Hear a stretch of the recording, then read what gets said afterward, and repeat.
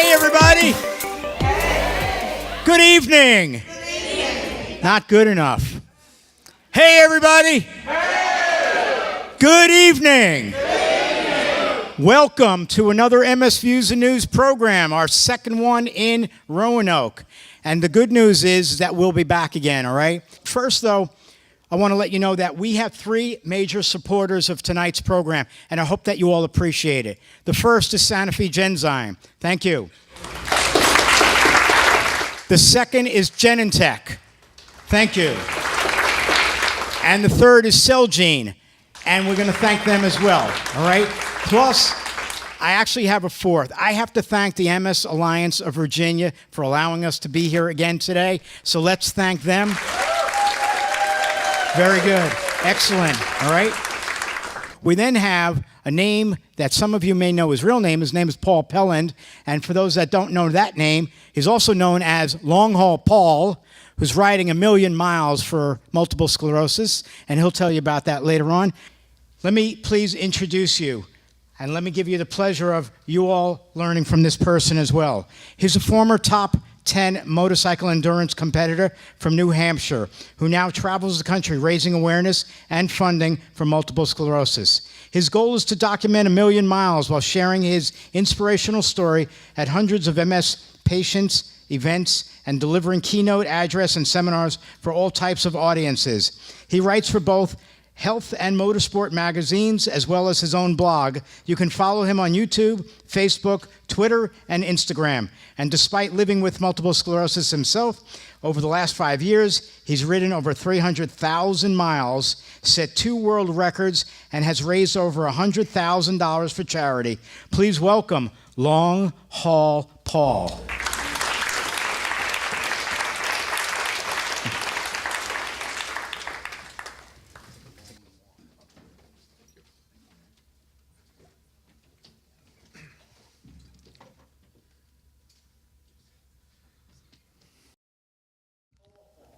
All right, how we doing? How was that cheesecake? I think most of us here know that multiple sclerosis is a chronic condition affecting the central nervous system, the brain and spinal cord. All of us, however, will have a different and unique course of the disease. My MS symptoms are mostly cognitive. Short-term memory loss, mental fatigue, multitasking, impaired planning, decision-making, and short-term memory loss. Despite the hours and hours that I spent creating this slide presentation, I have no idea what slide is next. Thanks to technology, we have lots of ways to help us out. And if we just can remember how to use them. I also experienced numbness, burning, tingling, loss of strength issues. Heat is a big issue for me. Trying to get messages across damaged circuits in my brain is very difficult when my body temperature even rises slightly, which immediately causes all my old symptoms to reappear. Does this sound familiar to anybody else? The hardest part of having multiple sclerosis for me is not knowing where or when the disease will strike next. Lately, I've had to deal with a cheating, lying, good-for-nothing bladder. And that's been really fun, especially when traveling with all my gear on. When I was first diagnosed, it was very clear to me the importance of getting on treatment as soon as possible. And I've been on disease-modifying therapy for 13 years. I've also started taking better care of myself by exercising regularly and paying attention to what I'm eating. I will have to say that Jeff practices what he preaches, because I was up in my room and I left shut my door and I'm walking down the hall and I see this guy walk right by the elevator, open the door, and go down the stairs. I noticed he wasn't wearing much hair, so I figured out it was Jeff. But I couldn't believe it, so I followed him. I mean, we were only on the second floor, but still, he practices what he preaches. And I think it's important to do what you can do. Most importantly, I've discovered by continuing what I love to do, following my passion of riding motorcycles every day, I've been able to keep multiple sclerosis from controlling my life. Please remember, MS is not who you are. If you look MS up in the dictionary, I guarantee you will not see my picture. So make sure your picture never makes it there either.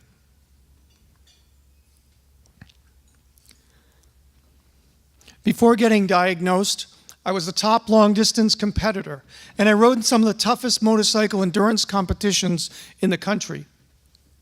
During what became my last competition, I experienced weakness, loss of dexterity in my hands, confusion, and memory loss. I retired from competing, I sold my motorcycles, and I pretty much gave up riding altogether. I tossed away my dreams, my plans for the future. I sold my business, and I prepared for the absolute worst. Well, it never came, so I stopped waiting for it.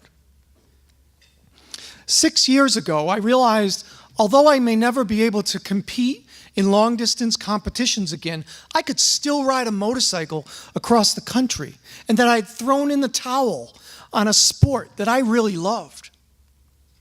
Within a few months, I recalculated my entire life's road and purpose in life, and I'm now on an incredible journey, riding every day possible, following my passion while helping others recalculate their life's road as well.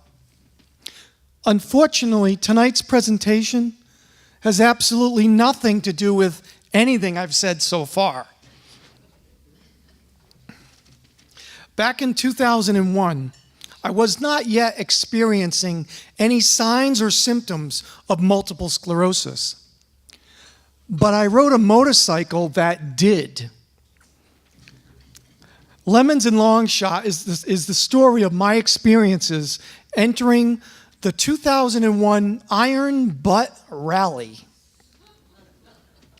It took me over a decade to realize how entering the world's toughest motorcycle competition on quite possibly the world's most unreliable, antiquated motorcycle was frightfully similar to everyday challenges brought on by the unpredictable symptoms of multiple sclerosis.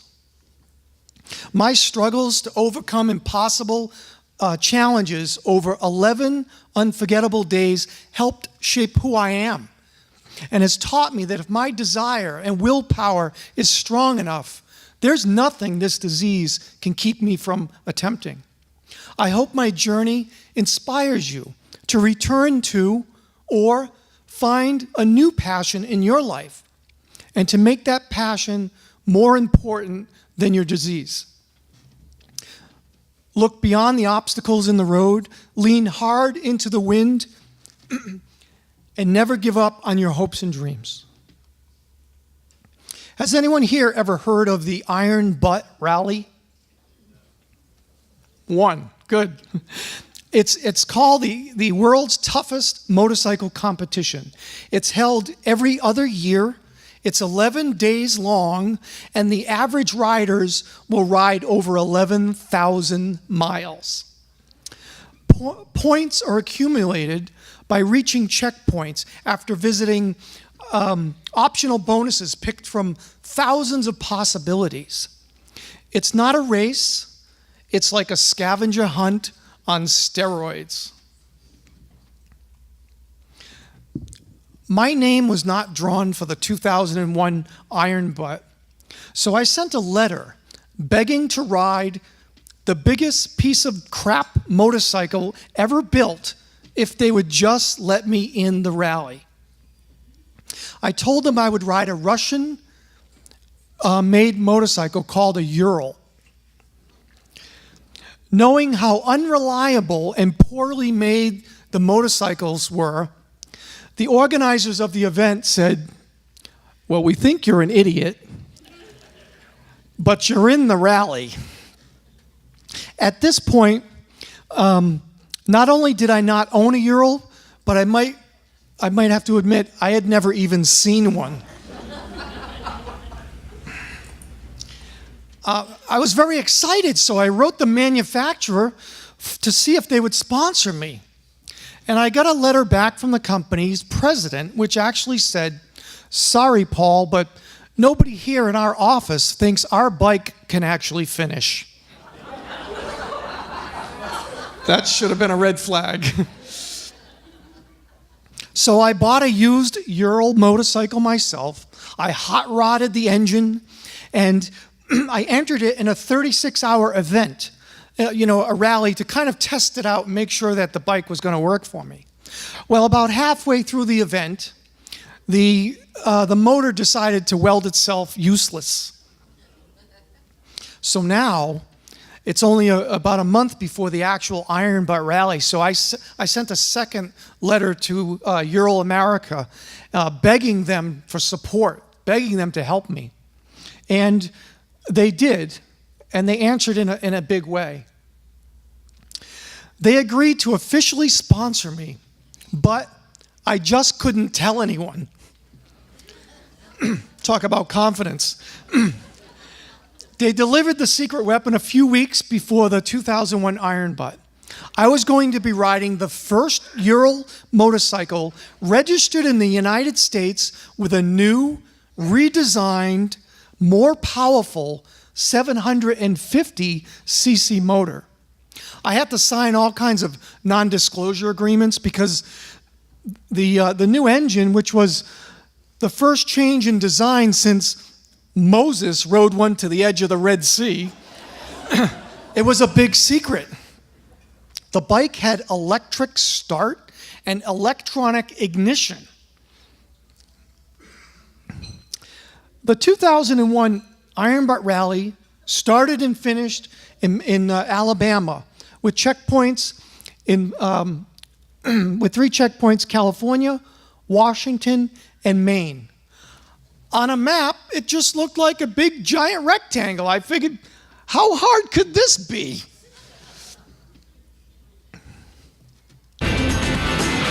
At the Ramada Inn in Huntsville, Alabama, the motorcycle people have taken over, and not just any motorcycle people. Hello, everyone. I'm Dave Despain. Welcome to Bike Week. Let me show you some motorcycles here. I am riding a 2001 Ural. How do other people react when they hear that news? Well, I get quite a bit of ribbing, but I give it right back so I can take it. And I've put a lot of miles on Urals, and things go wrong. I know what to do to fix it, and I have every intention of finishing the rally. He just laughed at me. Yeah, so I was laughed at, for my choice of motorcycle, and some riders were actually upset that I was wasting a coveted spot that a real rider with a chance of finishing could have had. Sometimes we need to remind people it's not the bike, or in the case of living with MS, it's not our bodies, but the rider, the person, and our spirit and willpower that will propel us over the finish line. Yeah, you can see what somebody did with Sharpie on my license plate, right? They spelled urinal.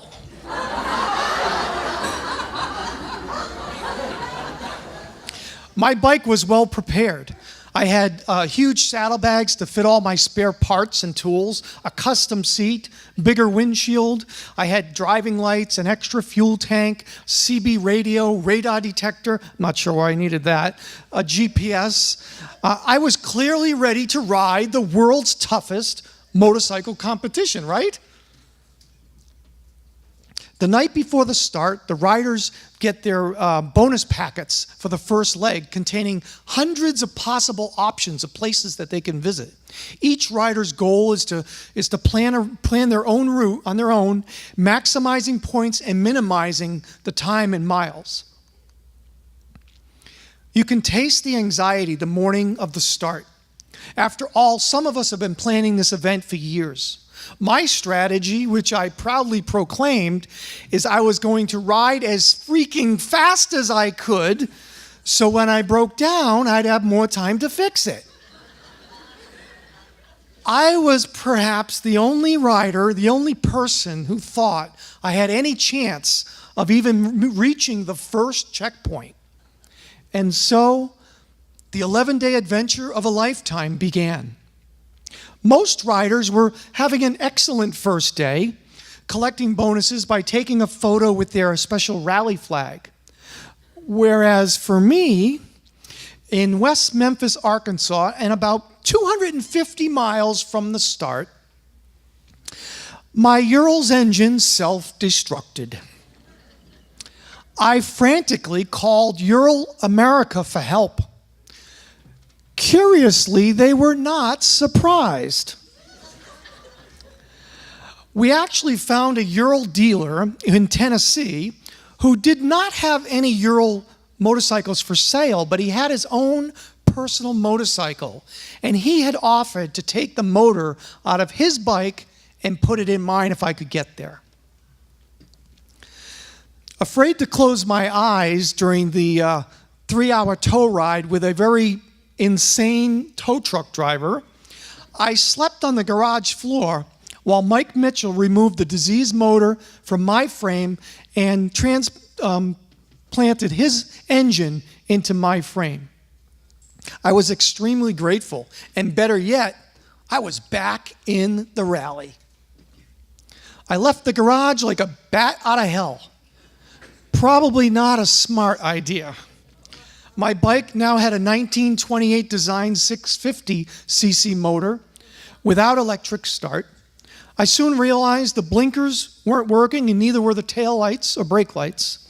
I kept waiting for the engine to warm up and smooth out, but apparently crappy was how this bike ran.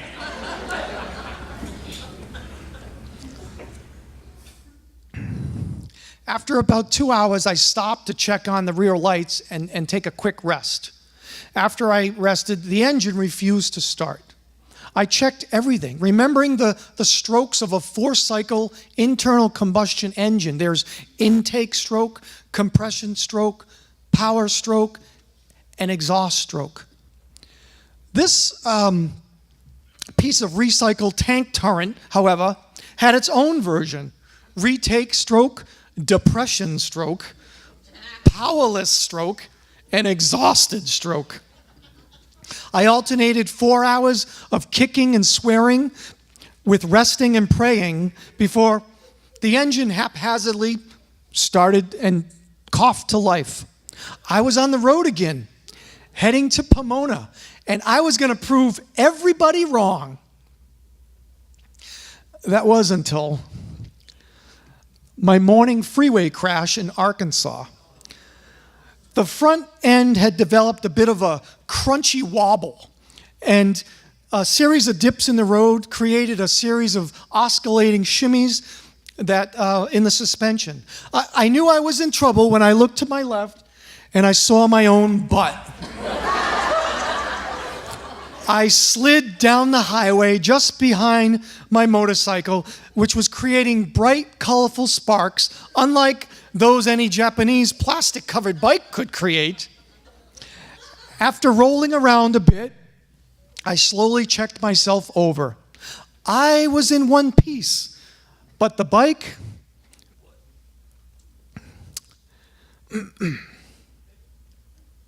The windshield was cracked in half, the brake levers were bent, both air cleaners were missing, the hand grip had been ground down, there was a 3-inch hole in the side of the engine that leaked oil all over the road, there was damage to the saddlebags, the blinkers, and the driving lights.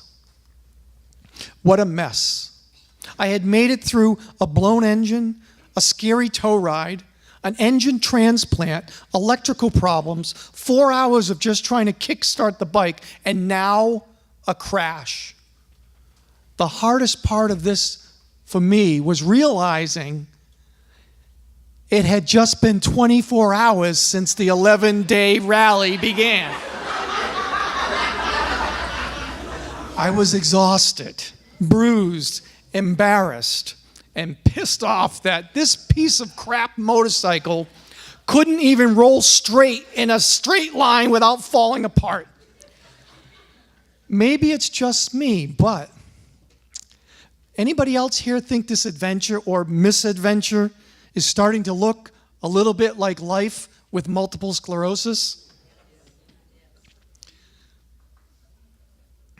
I had given it all I had, but my iron butt rally was over. After I explained what had happened to the Arkansas State Trooper, he turned to me and said, "Well, what are you going to do about it?" I just said, "What?" He says, "Well, why don't you see if you can patch it up and continue on your ride?" I'll tell you what, the thought had not occurred to me. I got out my JB Weld epoxy, my duct tape, and he patiently waited while I made the repairs. I told the officer that I needed some oil. I didn't want to start the bike up. It had no oil in it. I said, "Do you think you could call a service truck and see if they could deliver us some oil up here on the highway?" So he went back to his car and he came back. I said, "Are they going to bring some oil?" He says, "Nope, they wanted too much money." I said, "I don't care what it costs, $100 a quart. I need to." He says, "Don't worry." He says, "I called my wife at home.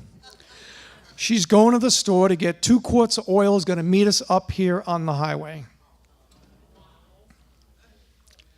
As I travel the country, I have benefited from the generosity of strangers like this many, many times. His encouragement to continue and his wife's selfless act of kindness is not as rare as the world would have us believe. Asking for help or accepting help from friends or strangers is a sign of strength, not weakness. Please do not be afraid to ask for help when your MS causes you to crash or stumble. I stopped at the first exit to really check myself over and to change my underwear. I called into rally headquarters to say that I wasn't quitting. The Day 2's official rally headlines read, "Team Lazarus rides again." This sticker, which was appropriately placed on my bike a few days before the rally by another competitor, was certainly starting to become my inspiration. Maybe we need some stickers like this for those MS days, right? No wimps. Tuesday afternoon, I was experiencing this intermittent problem. The engine would suddenly lose power. And as I leaned over to try to figure out what was going on, it would suddenly run good again. It took me a while of this happening before I finally realized that my pant leg was getting sucked into the open carburetors that had lost their air cleaners. Sort of reminds me how sometimes we're very quick to blame MS for every ache and pain we experience, right? Early the next morning, somewhere in New Mexico, the headlight, once as bright as a lit cigarette, began to get dimmer and dimmer. I pulled off the first exit and I began checking over the wiring and connections. I found a broken stud in the back of the alternator, which was causing a loose connection. I removed the alternator and I wasn't worried because I was carrying a spare.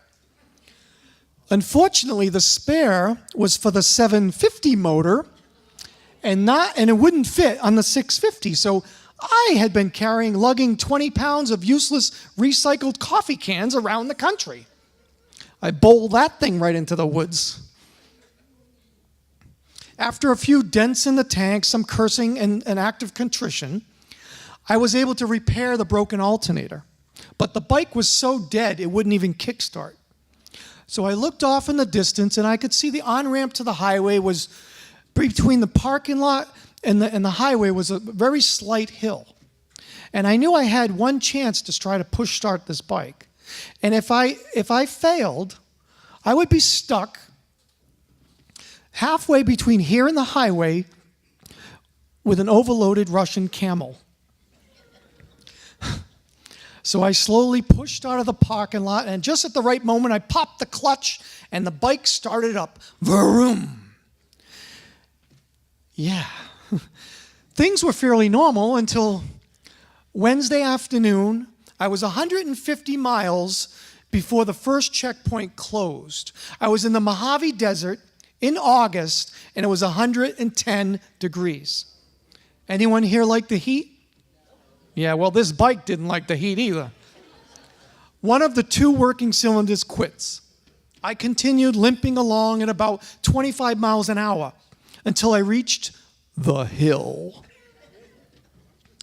The bike just refused to go another inch and dies. I was completely fried. The bike was totally fried. The California Highway Patrol officer who stopped was not very friendly or willing to let me fiddle with it on the side of the road. I didn't even bother to ask him to call his wife. We were towed off into Barstow, California. Wednesday evening, I did all I could to fix the bike, but I finally conceded I would not make the Pomona checkpoint. I had been through so much, and I was so close, but my brain was fried, I was overheated, angry, and now I was also extremely depressed. I was a failure. I called into the checkpoint reporting I was safe, but I would not make the checkpoint on time. And that's when the rally staff reminded me of an obscure rule that if you were allowed to miss one checkpoint, as long as you made the other three, he said, the only problem is, Paul, you won't be able to, you're going to lose all your bonus points for leg one. I said, bonus points? What the heck are those? The call gave me a renewed sense of hope, and I eventually found the stripped rocker arm shaft, and I was able to cross-thread two nuts back together to get the engine to run. I went to Pomona, and I got my gas receipt. I had to experience the Santa Monica Freeway during morning hour rush hour with only one turn signal and no brake lights. It was quite the experience. I only remember one breakdown on the way to Sunnyside, Washington, and I diagnosed it and fixed it, a loose plug wire, without even slowing down. I was getting pretty good at this. I slept on a soft patch of parking lot asphalt, and waking up the next morning, I could hardly believe that I had made it all the way to checkpoint 2. I got scored, and besides the riders that were out of the rally, I was in last place in the points. Most of the riders were amazed to see me. They had heard rumors that I was out of the rally. The Ural factory team was originally meeting me in Washington to change my oil. But now they were installing the only other 750cc motor in the entire country into my bike. Now my bike was given its third engine, a full service, and a new steering head bearing, which apparently had fallen out and caused my Arkansas crash. They fixed the electrical wiring, and heck, it was like I had a brand new old bike again. Ever feel like you have superpowers after getting a good dose of steroids? I looked over the new bonus list, and I expressed to the Ural team and also the rally staff that I was thinking about heading to Alaska for some big bonus points on this leg. I was strongly encouraged not to go to Alaska. In fact, I was threatened. If I went to Alaska and didn't make it, I would never ride an iron butt rally ever again. And the rally master added, Paul, you don't understand. More people are following your ride than the guys that are winning. And, he added quietly, some of us think you might actually make it. Things were going great until I heard a jingling sound coming from the left side. It sounded like keys dangling, but I began to get worried. So near Rock Springs, Wyoming, I pulled off the highway into a dirt rest area to investigate. At this point, this was getting pretty old. I found a lot of aluminum shavings in the valve cover. One of the engine push rods seemed bent. It was spinning in an oblong orbit. I called and explained what I had found to Golden Hands Alex, the head Russian mechanic, who instructed me, remove push rod, bang straight on rock with hammer. So I removed the bent push rod only to find it wasn't bent. The steel cap had broken off the aluminum shaft. The push rod was in 2 pieces. So I called back the #1 top Russian factory expert technician who simply said, "No problem. Fine metal, make push rod." Push rods are somewhat important internal parts of an engine. They move up and down, opening up the valves and letting in gas and air and letting out the exhaust at the right time. John Quinones asks, "What would you do?" Well, I did have quite a bit of stuff with me, tools and parts, but I didn't have any spare push rods for a 750 motor. I knew duct tape wasn't going to work, so I tried JB Weld epoxy. I let the glue harden, and I put the push rod back into the engine. The bike started. I took off, trying to be real gentle on the throttle. Incredibly, I rode 50 miles before somewhere near Rawlins, Wyoming, the pasted together push rod failed. Once again, I was putting along at 25 miles an hour, running on 1 cylinder. The engine was thumping, and the verse and the rhythm, the engine was thumping, and the rhythm began to take on a very curious verse. Go, go, go, go home, go home, go home, go home, go home. This was a pivotal moment. I stood up on the foot pegs, I opened up my helmet shield, and I screamed at the top of my lungs, "I will not go home, and I will not give up, you commie, bleep, bleep." And with my grease pencil, I wrote this across my windshield: "I will not give up." And I vowed no matter what, I was going to finish. I just needed a better plan. I caressed my injured donkey into Rawlins, Wyoming, where I found a hardware store. And in about 5 minutes, I discovered my new plan. I purchased a couple of long, hardened drill bits, and with a grinder that I spotted in the back room, I forged myself 2 brand new Ural push rods. Fine metal, make push rod. Who says I never follow the factory recommended service procedures? The drill bit push rod worked, and the bike actually ran better than ever before. I was back on the road and on my way to the 3rd checkpoint. Meanwhile, there were actual riders trying to win the rally that went up all the way to the Arctic Circle. So I made it to checkpoint in Maine, and I retrieved my care package that I had mailed there a few weeks earlier. The box reads, "This package is for the guy riding the biggest piece of crap in the Ironman Rally." You know, my whole life I've found that laughing and joking, even at my own expense, to be a powerful medicine. Today, living with MS symptoms and deficits is no different. I often make fun of my bad memory, my bladder, when I trip or get lost in a parking lot or need help. For me, joking gives the disease less power over me. Here's a picture of my bike with my words of encouragement from Wyoming. It also has other reminders when I stop for gas. You know, check my oil, check my tire pressure, check my push rods. Somebody thought it was time that I trade in the Ural. With the exception of another charging system failure and another alternator repair, I had a rather uneventful 1,300-mile ride to the finish in Madison, Alabama. Of the 114 riders that started the 2001 Iron Butt Rally, 93 made it to the finish line. I may have come in 86th place, but I did indeed finish the world's toughest motorcycle competition. In 11 days, I'd ridden a motorcycle never intended for anything even remotely close to what I did to it. I rode a bike in an event where other riders thought I was wasting a valuable entry spot, and even the organizers listed me in the hopeless class. I crossed the finish line on a bike whose own president, company president, said would never make it. I will forever be grateful for taking the risk, the impossible 1,000,000 to 1 odds of finishing the event on such an unreliable, antiquated motorcycle. This life-altering experience helped shape who I am, and continues to give me strength to believe in myself at the most difficult and trying times.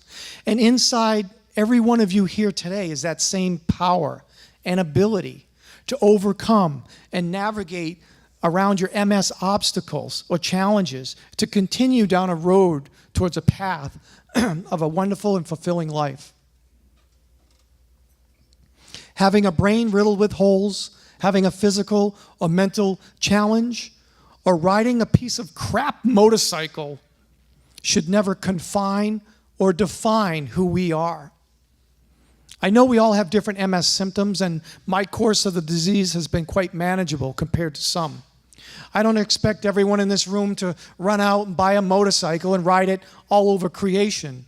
But I do know some of you were passionate about something at some time, and maybe that passion was put aside after getting diagnosed. So I challenge you to revisit that activity or find a related activity. Look at it from a whole new angle. Get some help from assistive technology or just a different set of eyes. And I bet you might just see something you can be excited about as well. There are millions of miles of roads on this earth, each and every one of them intersected with crossroads representing different paths. And therefore, not all of us are supposed to take the fastest route. Slow down, recalculate, detour, wander, or shift, because a roundabout can still get you to your goal. And believe me, sometimes that ride, that journey, that side trip adventure will become much more important than your destination. And if you don't remember anything I said tonight, remember this. You do not need to come in first place to be a winner.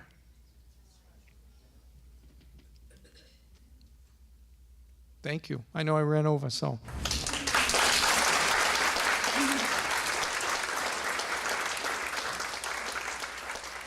Paul, That was good. over here. Right? Paul, I got a real quick question. Yes. I noticed on your bike earlier you had a NOS sticker, nitrous oxide system. Why did they not sponsor you on the Russian-made bike? Oh, that was actually a joke. That's what I figured. I had to ask. Nitrous oxide, that bike would have blown it up. Next one's here. Do you still got that bike? That bike was confiscated by the Russians on my way home from Alabama, and that's the truth. They stopped me in a rest area, threw the bike in the back of a truck. I've never seen it again. It had my license plate. I had my lunch in the tank bag. They just took it. No collusion. No collusion. Very good. Next one's down there. I saw hands down at the other end. Who wanted to ask a question down there? Oh, they all did? Anybody over here? Great. Not great, but great. Okay, so let's thank Paul for being here today.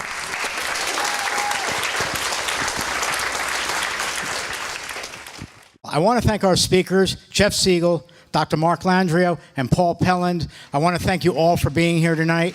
Okay, I want to thank our video crew. We got Bill and we got Kevin back there who travel around the country with me all the time. And again, we have to thank those that supported this program. We have Sanofi-Genzyme, Celgene, and Genentech. Okay, so thank you all for being here tonight.